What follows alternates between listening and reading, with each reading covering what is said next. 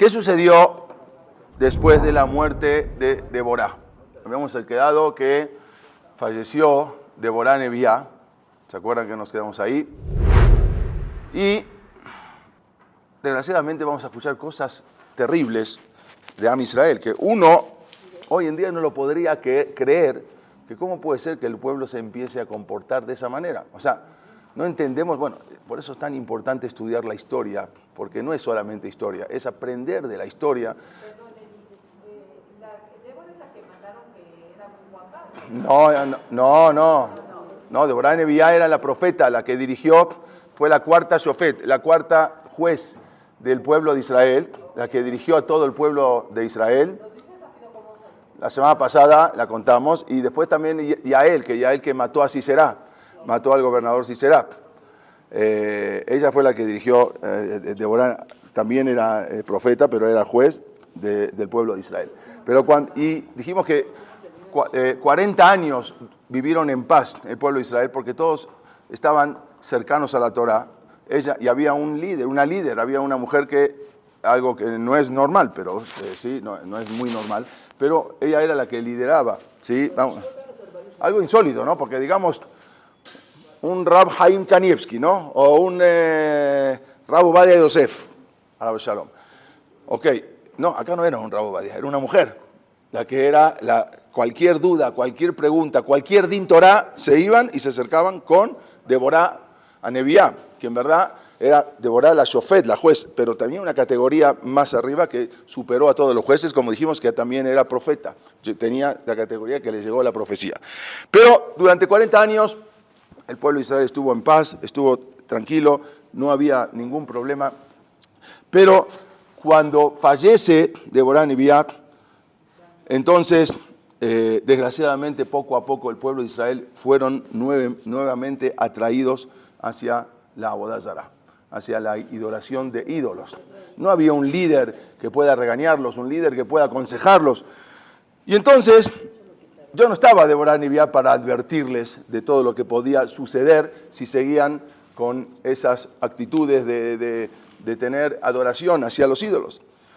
Y a causa de los pecados del pueblo de Israel, entonces Dios le dio la oportunidad a uno de los pueblos vecinos, ¿sí? No tan vecinos de los que estaban junto al pueblo de Israel, pero estaban cerca del pueblo de Israel, porque la gente otra vez se dirigió hacia el Baal. Era una idolatría que uno no se puede entender, ¿no? Iban y diferentes tipos de servicios a esa idolatría, pero al final de todo era una idolatría que habían aprendido de los pueblos circundantes, de todos los pueblos alrededor, incluso de los pueblos que habían dejado vivos dentro de Eretz Kenán.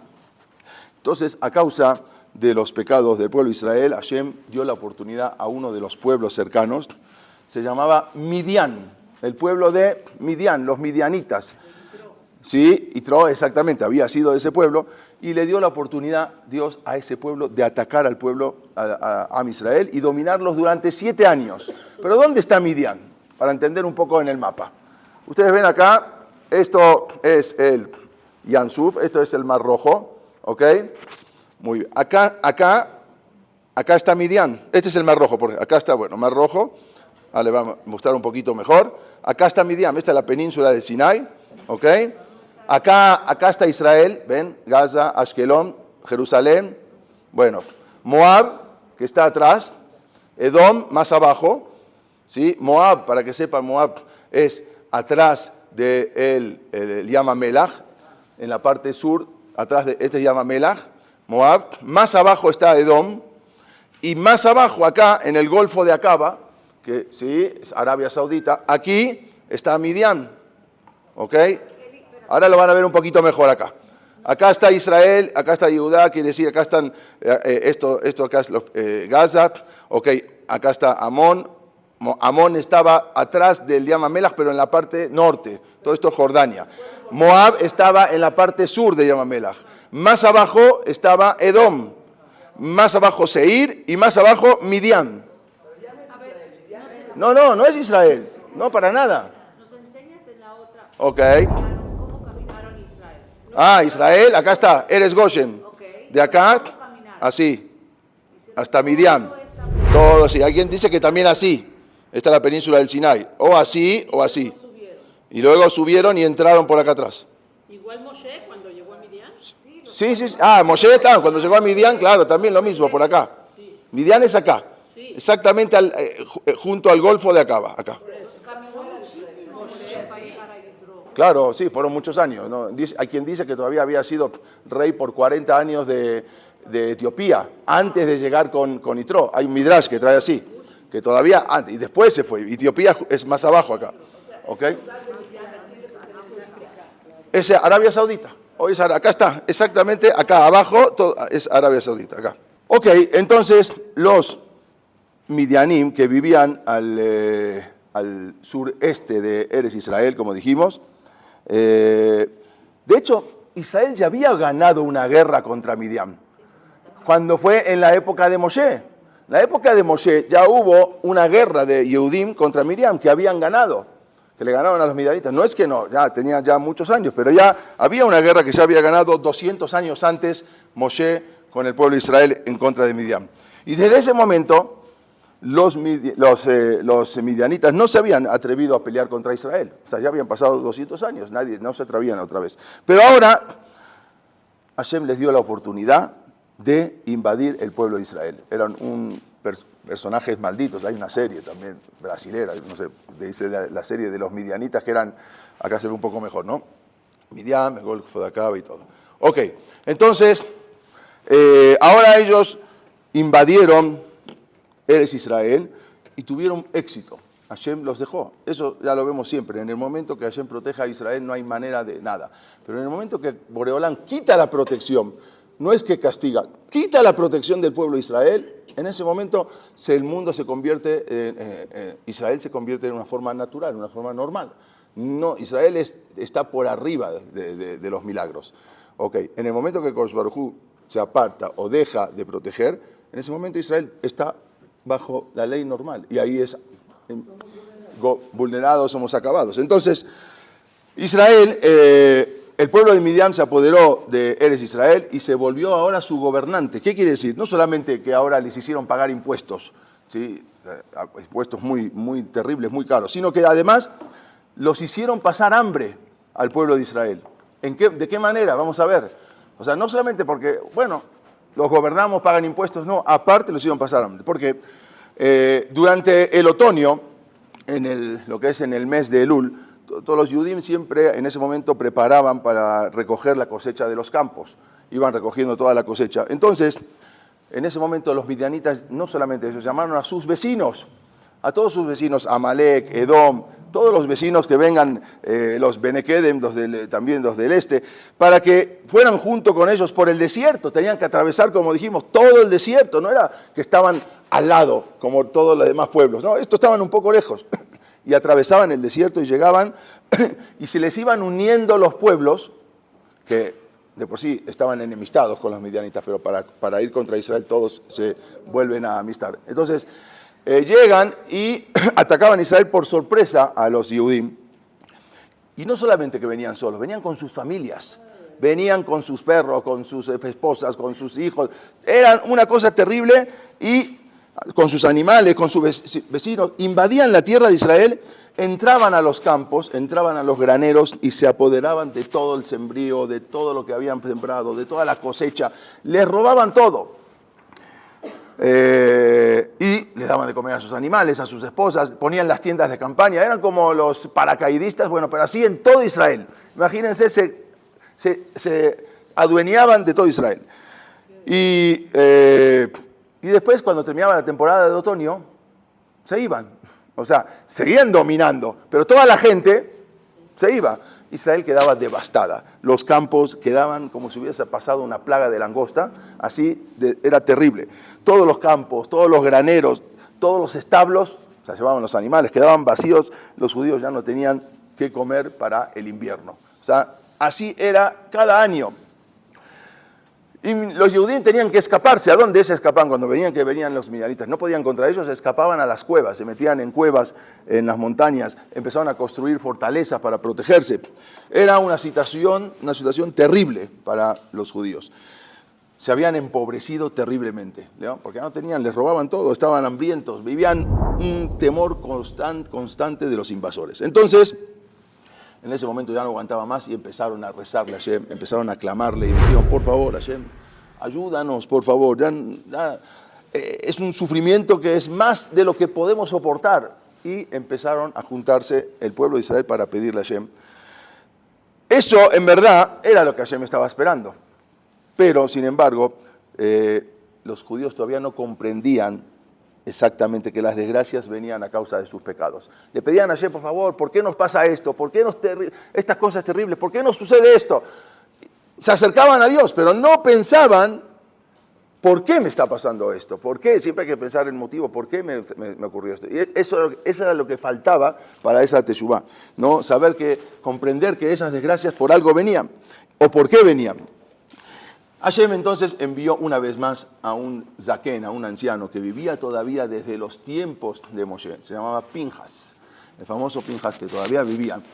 Ben Aharón, es el nieto de Aharón a Cohen. Él mandó para que los reprenda, para que los aconseje también. Y el mensaje de Pinjas fue así.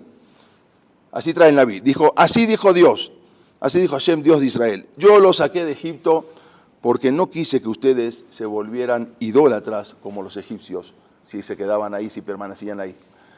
Yo los traje a ustedes a Eres Kenam y los ayudé a vencer a todos los reyes de Eres Kenam.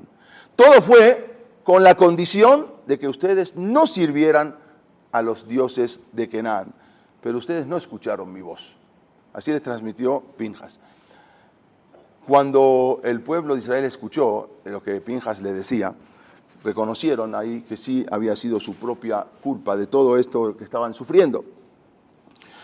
El pueblo de Israel, en verdad, debía haberse deshecho de todos los ídolos. O sea, después de que escucharon esto, tenían que haber destruido todos los ídolos para demostrar, ¿no?, que no estaban, que ya no querían esta adoración de ídolos, que les era muy difícil arrepentirse. Una vez ya habíamos contado por qué era tan fuerte ¿sí? la atracción de la idolatría. Era más que la atracción de una mujer, de un hombre. O sea, era algo terrible. Después los Jajamim más adelante, en la época del segundo Bet HaMikdash, al principio de la época, también le quitaron la fuerza a la Avodah Zará. Al final del primer Bet HaMikdash. Ya explicamos ahí que se había salido un león del Bet HaMikdash y lo mataron. Bueno, le picaron un ojo. Bueno, eso ya lo hemos explicado. Pero era algo terrible, no podemos tampoco culpar al pueblo de Israel, porque era algo terrible. Apenas no había un líder, apenas no había quien los guíe, inmediatamente se inclinaban hacia la idolatría. Hoy en día quizás no lo podemos entender nosotros, pero así pasaba. Sí. Claro, exactamente. Pero aún así no nos entra en la cabeza. Bueno, entonces ellos hicieron, digamos, se acercaron, ok, reconocieron, pero no fueron a destruir sus ídolos. Tenían que haber ido, no, todos reconocieron a Dios, pero ahí dejaron en sus casas a los ídolos. Entonces, seguían. Por lo tanto, aún así Dios, Hashem, decidió ayudarlos porque estaban sufriendo y al final estaban rezando a Él. Entonces decidió ayudarlos. Entonces, ahora Hashem dice, bueno, yo los voy a ayudar, pero quiero buscar un líder, ¿no? Ya no está más Deborah Neviá, todos los líderes fallecieron. Quiero buscar un tzaddik, un líder que pueda guiar al pueblo de Israel. Sin embargo, no encontró a nadie, ¿sí? Así que tenga algún sehut especial, pero Akadosh Baruj Hu al final encontró a alguien que no tenía un sehut tan grande, pero era, vamos a decir, vamos a ver por qué, era digno para ser el líder. Se llamaba Gidón. Gidón, entonces, fue elegido como el siguiente shofet, ¿sí? Era el quinto juez de Am Israel. No era de la categoría de Deborah, ni como profecía, pero no llegaba a hablar con Hashem, pero tenían sueños y Hashem los iba guiando. Pero en verdad cabe hacernos una pregunta. Ya estuvimos viendo todas las clases y también en esta, que en esos tiempos vivía un gran tzaddik, se llamaba Pinjas. Acabamos de estudiar que era Pinjas, sí, exactamente, y Y era un tzadik, y cada vez que tenía que hablar con el pueblo de Israel, él iba y Entonces, ¿por qué no fue Pinjas el shofet? Exactamente, nieto de Aarón HaKohen. Entonces, ¿por qué él? ¿Por qué tenía que buscar? Hashem no encontraba a alguien que hasta que encontró a Gidón. Estaba Pinjas en ese momento. Pinjas era el nieto de Aarón HaKohen y en varias oportunidades él encaminó al pueblo de Israel, regañó al pueblo de Israel. Entonces, ¿por qué Pinjas no fue escogido como un shofet, como un juez? En verdad, dicen los jajamín que Pinjas no hubiera sido capaz de liderar al pueblo judío. Era muy grande, pero no era para liderar al pueblo judío. Pinjas, él se asemejaba más a un ángel, era como un malaj prácticamente. Sí, exactamente, ya hacía muchos años. Claro, y entonces ya era muy anciano Pinjas, desde la época, estamos hablando desde la época de Moshe. Él había vivido durante, dijimos, la época de Moshe, y la razón por que vivió tanto era porque justamente había matado a Zimri ben Salú y Cosbi Batzur, en el momento de la relación. Entonces él tuvo Sehut, et Beriti Shalom, dice Akadosh Baruj Hu, y le dio muchos años de vida. Hay una opinión muy respetable y muy considerada, que Pinjas mismo nunca murió, después se transformó en Eliyahu Anabí, y Eliyahu Anabí tampoco murió. Pinjas era Eliyahu Anabí. No todos opinan así. Ahí por lo menos tenía 200 años. Sí, por lo menos. Él era un nabí, un profeta, que traía los mensajes de Hashem al pueblo judío y también respondía preguntas todas relativas a la halajá, a las leyes de la Torah. Pero no era capaz de cuidar al pueblo, ¿sí? No era capaz de juzgar al pueblo o de conducirlos a sus guerras. No era un líder como tal, sí era un tzaddik muy grande. Por lo tanto, Akadosh Baruj Hu se fijó en otro que era Gidón. ¿Quién era Gidón? Vamos a explicar un poco la historia de Gidón. En el tiempo, ahora vamos a ver todo. Era el tiempo de Pesaj. Estamos hablando en el año 2694 al 2734. Ocurrió lo de Gidón. En el calendario secular, 1067 al 1027 antes de la era común. ¿Ok? 2694 al 2794 de nuestro calendario. Y del calendario secular es del año 1067 al año 1027. ¿Sí? Va bajando, ¿no? Porque estamos hablando antes de la era común. Ok. Era el tiempo, ¿tienen alguna duda? No. En el año 2600. En hebreo. 2694 al 2734. Ah, 34. Sí. Sí, exactamente. 2448 fue la entrega de la Torá. Exactamente. Era el tiempo de Pesaj, la cebada y de todo ya estaba madura. Y resulta que había un papá y un hijo de la tribu de Menashe que estaban trabajando juntos en una prensa de vino. Como pueden ver acá una imagen, que prensaban vino ahí con los pies o como se hacía el vino, pero resulta que no estaban haciendo el vino, estaban separando todo lo que es la cebada, la cáscara. Entonces, el padre se llamaba Yoash y estaba separando, dijimos, las cáscaras en la cebada, mientras su hijo tamizaba la harina. Yoash, esa persona, Yoash, era un nombre muy importante en la ciudad, una ciudad se llamaba Ofra, de la tribu de Menashe. Sin embargo, este Yoash, acuérdense, el papá Yoash y el hijo Gidón.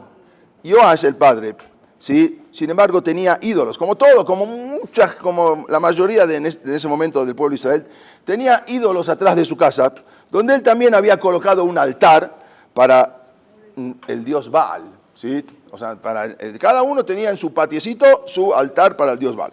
Y no solamente eso, sino que también tenía un árbol, un árbol de Asherá. Asherá es un árbol de Avodah Zará, que también habían sacado todo esto, no lo inventaron los judíos. Todo esto lo copiaron de diferentes pueblos. Él tenía un altar y tenía un árbol de Asherá, que esto también era un culto a un árbol, que de acá luego más adelante salió toda la idea del árbol de Navidad. Ya después, mucho más adelante, la Asherá, que después lo tomaron los romanos, y después de los romanos lo copiaron los cristianos. ¿De qué es ese árbol hoy en día?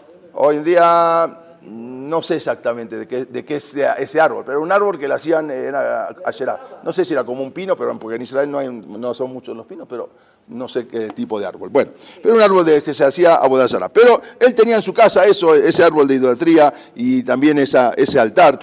Pero, ¿por qué estaban separando su papá y su hijo, Joash y Gidón, estaban separando las cáscaras de trigo en una prensa de vino? No es normal. En una prensa de vino se aplasta y se hace vino. No se hace eso se hace en un granero. Pero ellos tenían miedo de trabajar en el granero, porque era en una época que estaban por llegar los midianitas, llegaban a los graneros, se apoderaban de los graneros, robaban todo. Entonces les prefirieron hacerlo más ocultamente. Pensaron que quizás no llegarían a ese lugar, porque todo lo que hacían, luego venían los midianitas con toda su familia, sus animales, y les robaban todo. Entonces ellos hicieron ahí en ese lugar como que era un lugar para camuflajear, vamos a decir. Aunque ellos tenían la esperanza de que los midianitas no iban a pasar por ahí. Gidón quería asegurarse, el hijo, que no iba a ser robada esa cebada, porque él necesitaba para un propósito muy importante. Necesitaba llevarla al Mishkan Shiloh, el Mishkan en Shiloh. ¿Por qué? Porque justamente estamos hablando de la época de Pesaj y era el Corbán, había un Corbán, se llamaba el Corbán a Omer, se hacía el día 16, al segundo día de Pesaj, y allí se ofrecía la cebada, y ahí se podía todo el hadash, toda la comida nueva que se había cosechado, los cereales. Entonces, Gidón estaba separando para llevarlo mejor para el Mishkan. Pero, en ese momento, el papá lo ayudaba, aunque él también el papá hacía, digamos, idolatría. En ese momento le dijo Gidón a su papá que, ¿sabes qué, papá? No te quedes aquí, vete, porque es peligroso. Yo me voy a quedar solo, y si vienen acá los midianitas y nos atacan, mejor vete, por favor, no es un trabajo para ti. Y el papá dijo, no, me voy a quedar a ayudarte. No, por favor, de verdad, no tienes que ayudarme, vete, aparte es una carga, es muy difícil para ti. Y si aparecen de repente, como los midianitas que aparecían de repente, va a ser muy difícil escaparse. Yo me puedo escapar, yo soy joven, pero tú para escaparte no puedes correr, es muy difícil. Bueno, Joash aceptó irse y aceptó que su hijo se quedara ahí separando todo lo que eran las cáscaras de la cebada.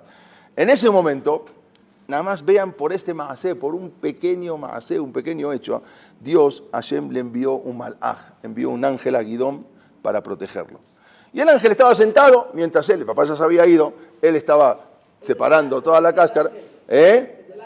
No sé, es un dibujo, no sé si era el papá, puede ser que sea el papá, después cuando le dijo, o el ángel. Ven, estaba sentado justo afuera, bajo un roble, pero Gidón no sabía eso. Exactamente. Cuando Gidón honró a su papá, Hashem le mandó a un malaj, a un ángel para hablarle. Entonces el ángel empezó a hablar. Él no sabía que era un ángel, pensó que era una persona que venía. Le dijo, lo primero que le dijo y lo saludó, Dios está contigo y tú vas a vencer al enemigo. Tú cumpliste con la misbá de preparar la cebada para el Corbán a Omer, ¿sí? Aún con todos los riesgos que hay. Por lo tanto, que puedas tú merecer seguir haciendo muchas otras misbot, por favor. Entonces, bueno, así le dijo. Vino cuando escuchó esto Gidón, no sabía de quién se trataba, no le dijo yo soy un ángel de Dios. Entonces le dijo, yo estoy muy preocupado acerca de todas las penas que nosotros estamos teniendo. Hay que hacer algo. Él le dijo, yo soy un malaj, yo soy un enviado de Dios y te vengo a decir que vas a ganar la guerra. Le dijo, bueno, pero yo estoy preocupado de todo lo que estamos sufriendo. Y te voy a hacer una pregunta, ¿por qué permite Dios que los midianim nos opriman de esa manera? No puedo entenderlo. ¿Por qué nos oprimen de esa manera? Tenemos años, casi 7 años que nos están oprimiendo.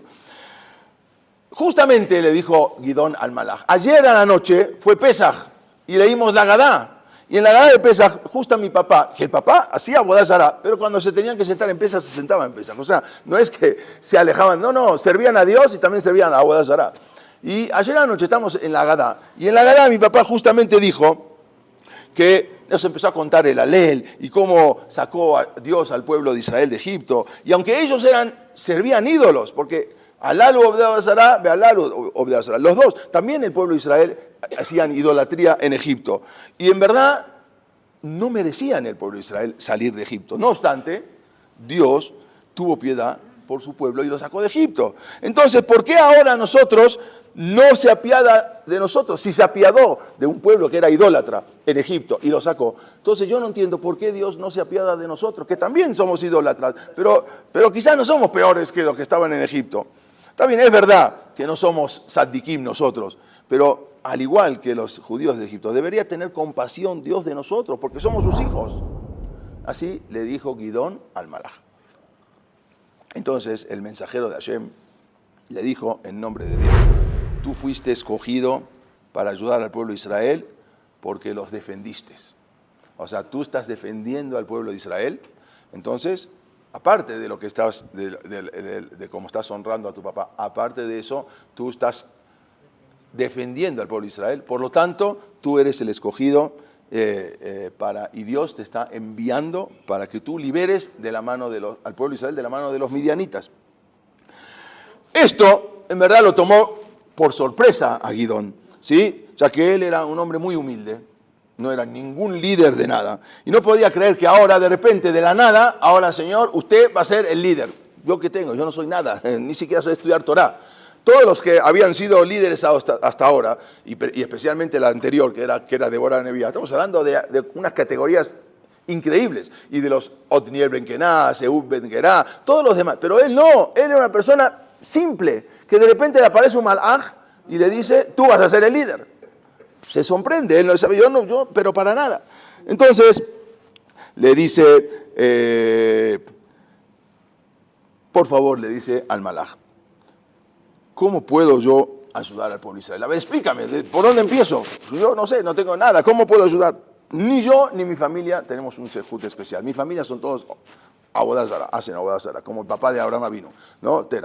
Mi familia también, mi papá hace la Agadá de Pesaj y termina, y al otro día se va a hacer la ofrenda a la mañana al Baal. Entonces, ¿qué sejut tengo yo de eso?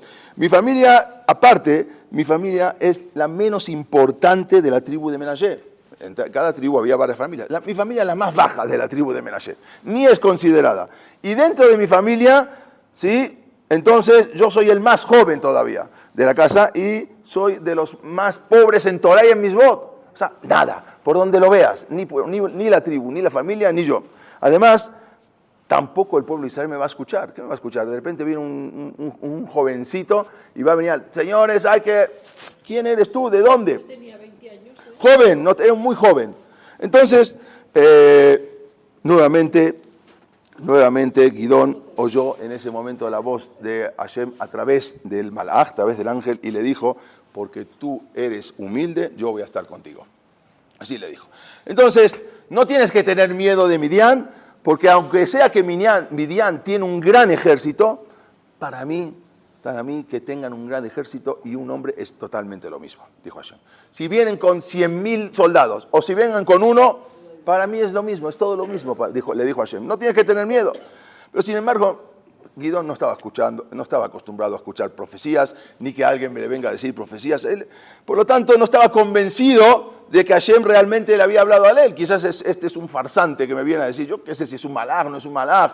Empezó a dudar: ¿quién es esta persona? De repente alguien que le viene a decir así, quizás este mensajero me está engañando. Entonces Gidón no se había dado cuenta que en verdad quizás era un ángel, un verdadero malaj. Entonces, por lo tanto, le dijo: necesito una prueba. Compruébame que tú eres un malaj. Compruébame que tú eres un ángel. Dame una prueba. Yo qué sé si tú eres un ángel o un embustero o un farsante. Dame una prueba que tú eres un ángel. Pero primero antes no te puedo dejar sin servirte algo de comida. Por favor, siéntate, déjame vivir un minuto. El Gesed es el Gesed. Me voy a ir. Espérame acá, no te vayas. Así como Abraham vino, ¿sí? Se fue y preparó algo rápido de comida, fue a su casa, preparó una comida, le trajo carne cocida, le trajo de cabra, le trajo varias matzot, porque era Pesaj, justamente en ese momento, una canasta, y también le trajo un poco de sopa, que tenía lo que había preparado, tenía así un potecito así de sopa, le trajo para que, le dijo: por favor, le dijo, ahora quiero que comas algo y luego me expliques, a ver, o me digas una prueba. Entonces, el malaj le dijo a Gidón: bueno, ¿sabes qué? Agarra esa carne que trajiste, colócala ahí arriba de la piedra, ¿sí? Agarra las matzot, colócalas también ahí arriba de la piedra y échale un poquito de esa sopa que traes a la carne y a la matzot. Y en ese momento, de repente, sale un fuego de la roca y quemó la carne y las matzot. Él lo está viendo, que sale un fuego, quema la carne, quema las matzot, y de repente el malaj desaparece. O sea, en ese instante, mientras está viendo que se quema, que sale el fuego, quema las matzot, el malaj desapareció. ¿Cómo sí? Milagros que le estaban ocurriendo. Entonces, de repente ahora, cuando vio que ya no estaba hablando con alguien y esa persona ya no está, entonces se dio cuenta que quizás sí, quizás era la voz de Hashem. Todavía tenía un poco de duda, pero ya empezó a ver, no entendía mucho el mensaje que le quisieron dar, pero se asustó mucho en ese momento y dijo, si yo soy digno de haber visto un ángel, entonces quizás ya puedo morir en este momento, porque no cualquiera puede ver un malaj. Y una persona que vio un ángel o que ve un ángel, si no está en la categoría de casi del ángel, puede morir. Entonces ahora él tenía miedo de que muera por haber visto un malaj. Entonces nuevamente empezó a oír en ese momento la voz del ángel, pero ya no lo veía. Porque él dijo, quizás yo por ver un ángel, por ver un malaj muero. Entonces en ese momento se le aparece el ángel, pero ya no lo ve, solamente escucha. Él mismo, o sea, ya como que se puso una barda para no ver al ángel. En ese momento empieza a oír la voz del malaj otra vez y esta vez ya no pudo verlo, como dijimos, le dijo, no tengas miedo, no vas a morir. Entonces le dijo que construya un misbeach en el lugar donde había visto al ángel. Acá mismo, por orden de Dios, tienes que construir un misbeach. ¿Y cómo lo llamó ese misbeach? Lo llamó Shalom, porque Hashem me ha prometido paz. Entonces, Misbeach Shalom, dice Shemuel Anabí, que fue el que escribió Shofetim, Shemuel dice que ese Misbeach, llamado Shalom, estuvo hasta la época de Shemuel Anabí, y él lo vio, y era muy famoso ese Misbeach, ese altar que él había hecho. Y todo el pueblo de Israel había escuchado todos estos sucesos. Sin embargo, aún cuando Gidón tuvo el sejud de hablar hablar y proteger al pueblo de Israel, no era eso suficiente para volverse un líder. Está bien, hizo Kibud Baem, respetó, hizo Gesed y habló bien del pueblo de Israel. Pero eso no es algo que diga, bueno, tú vas a ser ahora el líder del pueblo de Israel. Entonces, Hashem también quería ahora una prueba más de Gidón.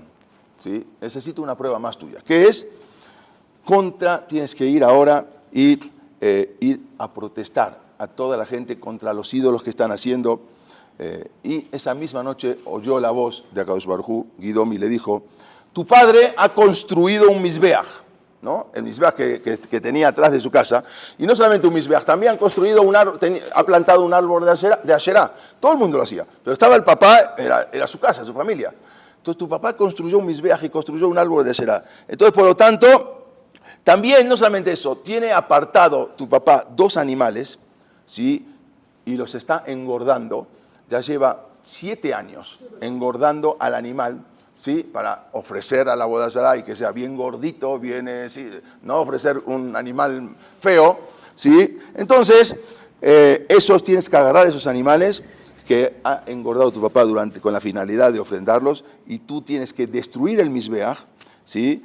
El misbeach del Baal, tienes que cortar ese árbol, y en ese mismo misbeach, con lo que destruyes, con la madera de ese árbol, tienes que construir un nuevo misbeach con la misma madera del árbol de idolatría. Normalmente eso no se puede. Con eso tienes que construir un misbeach y con la madera del árbol, y en el mismo lugar donde te habló a ti es el malaj, y aparte tienes que destruir, y aparte tienes que agarrar el animal y ofrecerlo, ese que están preparado para boda Zará, lo tienes que ofrecer arriba del misbeach, y al otro te lo llevas y lo desapareces. Y eso lo tienes que hacer delante de la gente. Exactamente, en público. Esa era una orden muy difícil. ¿Por qué? Porque el público lo mata, lo asesinan, lo van a matar. Y eso lo tienes que hacer. Era una prueba más, era la última prueba que Dios ahora le estaba pidiendo a Gidón. Lo que hiciste está bien, necesito algo más. Entonces, era muy difícil porque la gente lo va a ver, la gente va a estar furiosa y se le van a aventar y lo van a matar. Al momento lo van a matar. Si veían a un hombre que se está animando a destruir los ídolos de ellos, sus dioses, el árbol de Asherá, no van a dudar en matarlo al momento. Gidón entonces estaba arriesgando totalmente su vida si escuchaba a Hashem. ¿Qué hace ahora? Pero eso era la prueba de que él iba a ser el líder del pueblo judío. En ese momento, hay que tener también en cuenta que Hashem incluyó varios detalles de que estaban prohibidos normalmente. Primero que todo, el Mishkan, desde que se construyó el Mishkan en Shiloh, nadie podía hacer un Mizbeach afuera. Y acá le está diciendo, haz un Corbán. ¿Cómo le está diciendo a Hashem que haga un Corbán? Segundo, normalmente cuando alguien hace Avodah Zará un árbol hay que quemarlo. No se puede utilizar nada. Y acá le está diciendo, agarra las maderas y construye un Mizbeach. Nada más ni nada menos que un Mizbeach, un altar para Hashem. Segundo, tercero, cuando cualquiera que tenga un animal preparado para la idolatría, para la Avodah Zará, hay que matar al animal. Y acá no lo mates, agarra al animal y ponlo como un corbán, como algo tan sagrado, de algo tan impuro. Dios le dijo, esta es una orden y así tienes que hacer. ¿Por qué le dijo así a Kadosh Baruj Hu? Quería varias cosas, fue una ocasión especial, porque en ese momento iba a provocar un gran Kiddush Hashem. Todo el mundo iba a ver lo que estaba haciendo él y cómo santificaba de lo impuro a lo puro. Y todos iban a aprender de esto que el Baal no tenía ningún poder. Mira, el Baal no tiene ningún poder. Yo agarro, destruyo al Baal, destruyo la Avodah Zará, ¿sí? Y si el animal y la madera que habían sido reservados para idolatría ahora son utilizados para una misma, entonces el pueblo comprendería y haría teshuvá de lo que estaban viendo. Por eso Dios le ordenó esas cosas que normalmente no se pueden. Sin embargo, Gidón tenía mucho miedo. ¿Qué hago? ¿Lo hago? ¿No lo hago? ¿Me van a matar? Ya, me van a linchar directamente. Se levantan y lo linchan. Entonces, ¿qué puedo hacer? Por otra parte, tampoco lo puedo hacer a escondidas, porque Dios le dijo que lo tiene que hacer en público. Él se le ocurrió, bueno, voy a las 3 de la mañana, destruyo todo, y ya me voy a dormir y después a ver quién fue. Pero no, esa no era la orden. La orden era que tenía que ir con la gente. ¿Qué hago? Decía Gidón. Por otra parte, tenía miedo de eso, pero si no lo hacía, no iba a ser un Kiddush Hashem. Entonces Gidón, no, y decidió hacer lo siguiente. Se llevó a 10 hombres, para que haya un minyan, de los más confiables de él, para que hayan 10 personas. 10 personas ya se llama edad, ya se llama una congregación, por eso se puede hacer minyan, por eso se puede hacer Kaddish con 10 personas. Y que vayan a eso a las 2, 3 de la mañana y que vean esas 10 personas, como él corta el árbol, como él destruye el Mizbeach, pero son 10 personas que eran gente allegadas a él, gente sadikim, gente buena. Entonces, ya por lo menos ya cumplió con Dios que le diga que tiene que ser delante de gente y no solo. Y por otro lado también no se arriesga a que vengan y la gente y lo vengan a matar. ¿Sí? Quizás no era lo mejor, pero por lo menos tenía miedo que lo maten. Se llevó a esas 10 personas y en el medio de la noche demolió el altar el altar de la Avodah Zará, rompe el árbol de Avodah Zará, también la Asherá.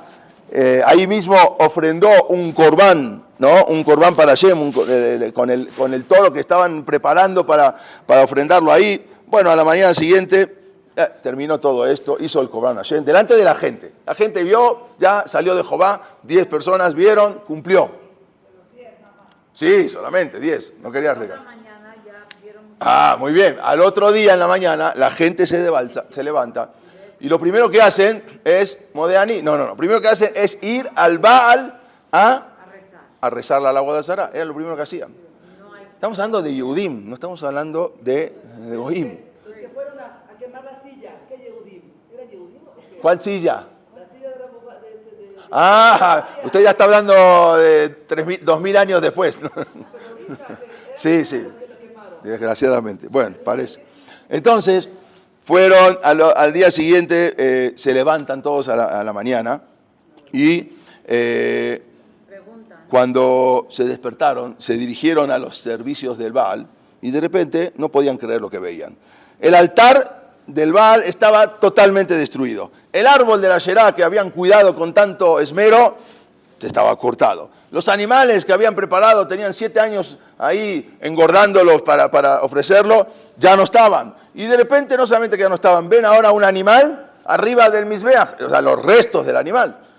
Y se dan cuenta que era ese animal. Se vuelven locos. ¿Qué pasó? ¿Quién hizo esto? Entonces, toda la ciudad estaba conmocionada. No podían creer lo que habían hecho. Entonces, ¿quién se había animado a hacer un daño a nuestro Dios? Como dicen los goyim, ¿no? Los judíos mataron a Yeshua. Pero si Yeshua era el Mashiach o Dios, ¿cómo lo puede matar? ¿Acaso se puede matar a un Dios? No, pues ustedes mataron a Dios. No hay manera de matar a un Dios. Entonces, si lo mataron, es porque no es un Dios. Y si es un Dios, no lo pueden matar. Entonces, acá también ellos dijeron, ¿cómo puede ser que mataron a nuestro Dios, al Baal? ¿Quién se animó a hacer este daño a nuestro Dios? Entonces dijeron, vamos a empezar a investigar. Quien quiera que fuere, tiene que ser ejecutado. Vamos a investigar quién fue y hay que matarlo. Empezaron a investigar y al final llegaron la investigación a buen puerto y se dieron cuenta que Gidón fue el culpable. Por lo tanto, una masa de personas se encaminó hacia la casa de Gidón, donde él estaba ahí con su papá. Su papá era también idólatra, pero era su hijo, ¿no? Tenía que defenderlo. Y aparte lo había ofendido a su papá. ¿Sí? Rompió su altar, rompió su árbol, mató a sus animales, pero al final era su hijo. Entonces en ese momento llegaron todos así como habían ido a la casa de Lot, cuando Lot quería entrar hacer a Hanasat Orjim con los Malachim, él también. Entonces entraron y toda la masa de gente se dirigieron directamente a la casa de Gidón y decían, entréganos a tu hijo, tenemos que matarlo. Ha destruido el altar del Baal, ha derribado el árbol de Asherá, por lo tanto tiene que morir. Bueno, Joash, en un intento de salvar a su hijo, salvarle la vida a su hijo, porque el Sofcol al final era su hijo, entonces le dijo a la gente, se le ocurrió, dijo así, mira, le salió ahí y le dijo, miren, seguramente ustedes saben que el Dios Baal, es un poderoso Dios. ¿Están de acuerdo? Sí. En ese caso, les dijo, Él va a castigar, Él va a rendir cuentas con mi hijo. ¿Para qué se tienen que meter ustedes? Si el Baal es un Dios poderoso, entonces ustedes no tienen que venir a ayudar a Dios. No tienen que venir ustedes a ayudar a Dios para que mate. Déjenlo que el mismo Dios se encargue de Él. Si ustedes ayudan al Baal, lo están ofendiendo al Dios. Porque ustedes están demostrando que ese Dios Baal no tiene fuerza. Entonces ustedes no se metan, dejen que rinda cuentas el mismo Baal. Porque ustedes lo van a ofender con sus actos, están ofendiendo al Dios Baal. Entonces, muy buen argumento, exactamente. Por lo tanto, ahora tengan paciencia, dejen que el Baal, porque él es poderoso y él va a matar a la persona que le hizo eso. Bueno, vemos que en verdad fue ese acto que él había hecho de Kiddush Hashem, el hijo, de hacer lo que hizo, algo provocó también en su papá. También era su hijo, pero algo provocó en su papá que empiece a recapacitar. Joash, en verdad, realmente se estaba burlando del Baal y él era el Dios del papá. Y con todo eso se estaba burlando. Él tenía esperanza de que sus palabras puedan aceptarla el pueblo de Israel. Y Hashem hizo un milagro y los hombres de la ciudad de Ofrá escucharon a Joash y se retiraron. Dijeron, tienes razón, que el Baal haga su trabajo, y así se salvó Gidón. Bueno, después de esto vino el papá, le cambió el nombre, ya no se llama más Gidón, le dijo, te vas a llamar Yerub-Baal. ¿Qué es Yerub-Baal? El que pelea de Rib, pelea contra el Baal. Quiere decir, así lo llamó todo el mundo, lo conocía, Yerub-Baal, quiere decir que si tú vas a pelear contra el Baal, a ver quién va a ganar. Entonces ya a partir de ahí se lo conoció como Yerub-Baal, el que pelea con el Baal. Bueno, cada vez que los judíos veían los Yehudim veían a Gidón, que lo llamaban Yerub-Baal, se recordaban que el Baal no tenía fuerza. A ver, estamos esperando que el Baal haga justicia, y no hacía justicia, entonces se iban dando cuenta que no tenía ninguna razón de ser. Por lo tanto, se sacudieron en sus creencias. Con este Sehut, ahora sí, dice Hashem, ahora sí van a ser liberados de Midian. Era lo que faltaba. Como ya estaban acostumbrados en el tiempo de la cosecha de los midianitas, llegaban ahí, los midianitas llegaban con los amalequitas y destruían todo. Entonces entraron en la tierra, levantaban campamento, como dijimos. De repente Gidón le entró un espíritu de Dios y se juntó de coraje. Le llegó una fuerza, un coraje, y ahí mandó a reunir a todo el ejército judío de unas tribus, vamos a ver, para combatir con los Midianim. Gidón tocó un shofar en ese momento y mandó a reunir a los soldados de la tribu de Menashe que se congregaron con él en el momento que toca el shofar. Luego Gidón manda mensajeros a las tribus de Menashe, las tribus de Asher, Zebulún y Naftalí, que eran los que estaban por ahí por el norte, vivían cerca. Se empezaron a congregar todos los soldados. Él era muy humilde y él decía, aunque Dios me dijo que me va a ayudar, pero yo no soy un tzaddik, yo no estudio Torah, yo no soy un tzaddik. Entonces tenía miedo de que quizás esa teshuvá verdadera no había sido. Entonces Gidón dijo antes de salir a la guerra, dijo, Dios, necesito una prueba más. Necesito una prueba más para saber que tú estás conmigo.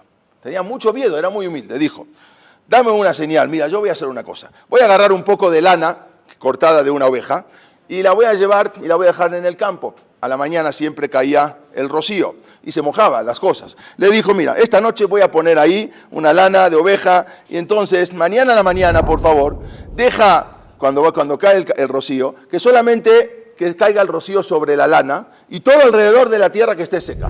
Esa va a ser una señal para mí, eso, porque yo voy a salir a la guerra. Bueno, a la mañana siguiente va y está viendo y ve que el pedazo de lana estaba mojada, pero suficientemente mojada, podía exprimirla y se llenaba un vaso. Pero no obstante, toda la tierra de alrededor también estaba un poco mojada. Él no era lo que pedía que esté seca. Pero Hashem no lo escuchó. ¿Por qué no lo escuchó? Porque Dios había dicho desde un principio que nunca va a dejar de caer el rocío. El rocío siempre va a dejar. El rocío es algo vital para la humanidad. Entonces no podía ahora cambiar la naturaleza de que no caiga el rocío. Se dio cuenta que no estaba bien hecho esa prueba. Al otro día dijo, Dios te va a hacer otra prueba. Que yo voy a poner un pedazo de lana, igual, pero que esté todo mojado y que la lana esté totalmente seca. Entonces ahora sí. A ver si se puede o no se puede. Y exactamente le dijo, no te enojes por favor Hashem si te hago tantas pruebas, si te pido, pero yo necesito que me digas, a ver, porque no sé, no soy líder, no soy quien para salir a pelear.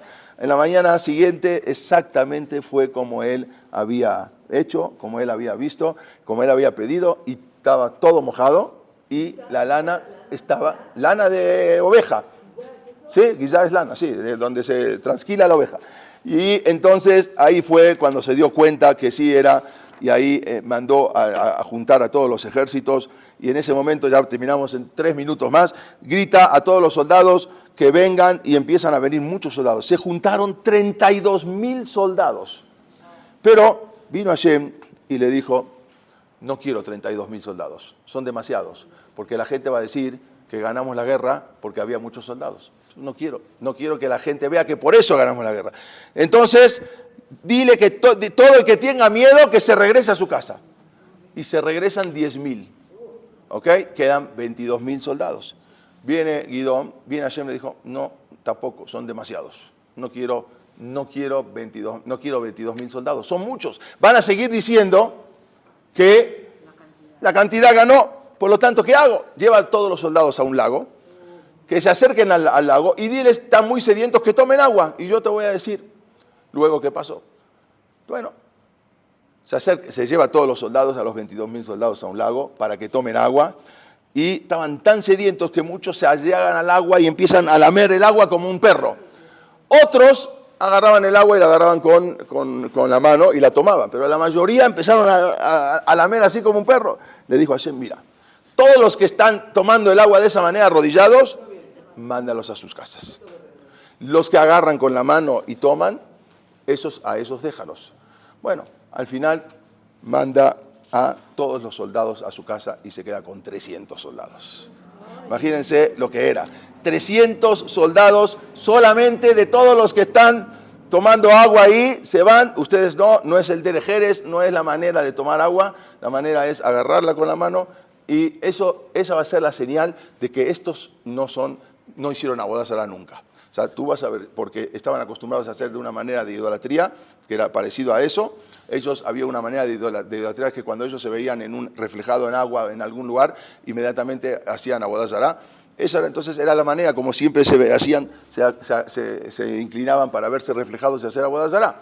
Entonces les dijo, estos no son los únicos, la señal de que nunca hicieron idolatría son los que van a agarrar el agua con la mano y esos son los que van a quedar. ¿Cuántos quedaron? De los 32.000 soldados, 300. Con estos 300 vas a salir a la guerra. ¿Contra los Midianim? Sí, contra los Midianim solamente con 300. Nada más con estos no necesito más soldados.